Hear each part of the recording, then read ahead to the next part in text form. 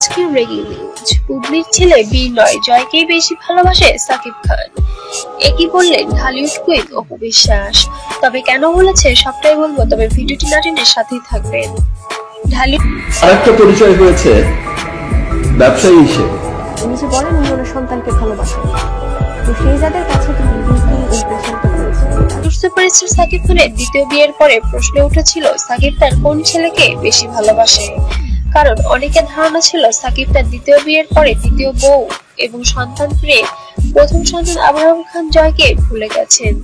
কিন্তু সকলের সেই ধারণাকে বদলে দিয়েছে ছেলের প্রতি বাবার ভালোবাসা নিয়ে এবার মুখ খুলেছেন ঢালিউড কুইন অপু বিশ্বাস।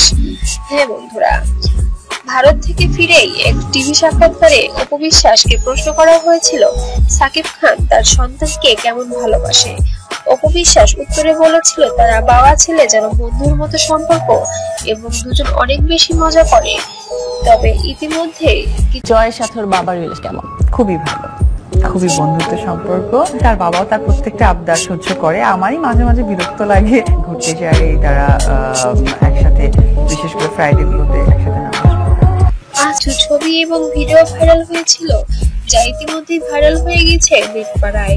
সাকিব তার সন্তানকে নিয়ে ব্লগ তৈরি করছে এবং বিভিন্ন সময় বিভিন্ন দেশে ঘুরে বেড়াচ্ছে। এতে স্পষ্ট হয়েছে যে বাবা ছেলের সম্পর্ক অনেক মধুর এবং তারা অনেক সুন্দর সুন্দর সময় পার করে।